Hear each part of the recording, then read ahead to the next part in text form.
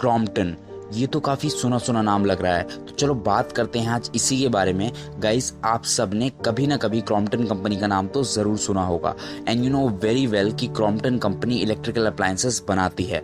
फिर वो चाहे सीलिंग फैन हो, किचन चिमनी हो, आयरन हो या गीज़र, क्रॉम्पटन ऐसे ही बहुत सारे इलेक्ट्रॉनिक गैजेट्स बनाती है जो कि हमारी डेली लाइफ का पार्ट है।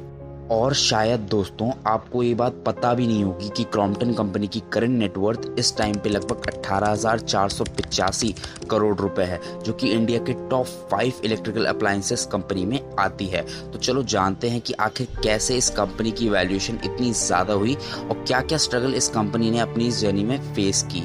So what is the success story of the Crompton company. Chapter 1, history and rise of the company. Guys, Crompton company की शुरुआत होती है साल 1878 में, जो कि एक इंग्लिश इंजीनियर और इन्वेंटर जिनका नेम था आर.ई.बी. क्रॉम्पटन, उन्हीं के नाम पे उन्होंने इस कंपनी को ये नाम दिया। और दोस्तों, क्रॉम्पटन कंपनी शुरुआत से ही इलेक्ट्रिकल अप्लायंसेस बनाती आ रही है और धीरे धीरे करके ये कंपनी इंडिया के टॉप 5 इलेक्ट्रॉनिक अप्लायंसेस कंपनी में अपना नाम दर्ज कर लेती है। दोस्तों, साल 1937 में क्रॉम्पटन कंपनी की इंडिया में पहली ब्रांच बॉम्बे में स्टैब्लिश होती है और इस ब्रांच का नाम था क्रॉम्पटन पार्किंसन वर्क लिमिटेड। और दोस्तों, धीरे धीरे ये कंपनी इंडिया में अपना नाम बनाना शुरू कर देती है और साल 1947 को इस कंपनी को एक्वायर किया था करमचंद थापर ने, जो कि चेयरमैन थे थापर ग्रुप्स के।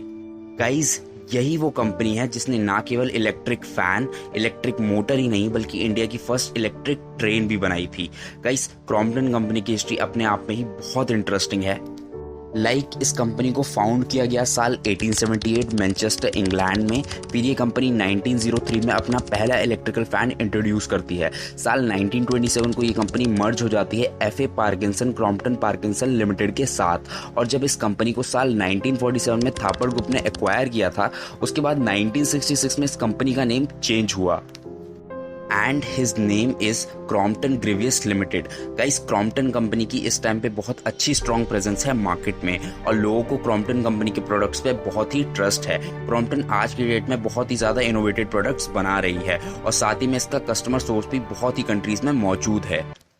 Chapter 2, management and marketing structure. Guys, Crompton company का मैनेजमेंट बहुत ही कमाल का है। इस कंपनी के मैनेजिंग डायरेक्टर और सीईओ हैं मिस्टर प्रोमित घोष, जिन्होंने बहुत ही अच्छी तरह इस कंपनी का मैनेजमेंट संभाला हुआ है। First is strategic and business development and this function is responsible for developing the company strategic goal and ensuring that operations and its operation are aligned with these goals.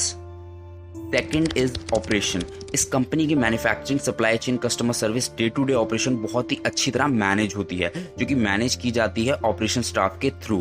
Third is finance. Her company अपनी accounting और budgeting पे काम करती है और Crompton का finance और budgeting process भी बहुत ही शानदार है। ये कंपनी के रिजर्व फंड और साथ ही में बजटिंग, ट्रेजरी और अकाउंटिंग को बहुत ही अच्छी तरह मैनेज करती है।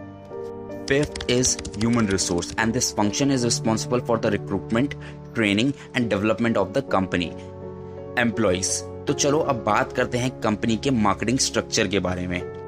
Number 1 is brand management. ये डिपार्टमेंट कंपनी के ब्रांड और कंपनी के ब्रांड की एडवर्टाइजमेंट पे ध्यान देता है। Number 2 is product marketing. ये डिपार्टमेंट प्रोडक्ट डेवलपमेंट और साथ ही में न्यू प्रोडक्ट्स को लॉन्च करने पे भी ध्यान देती है, as well as managing the marketing of the existing products. Chapter 3, dark phase of Crompton company.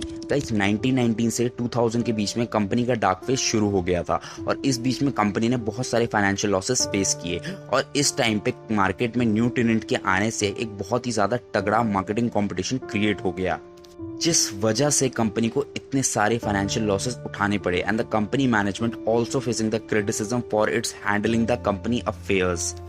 In 2002 the company was taken over by the RBG Group और गाइस ये सब मार्केट में कंपटीशन की वजह से हुआ और ये सब हुआ अर्ली 2000 में। Second is they were facing decline demand for its product. इनको इस वजह से बहुत सारी फाइनेंशियल डिफिकल्टीज का भी सामना करना पड़ा।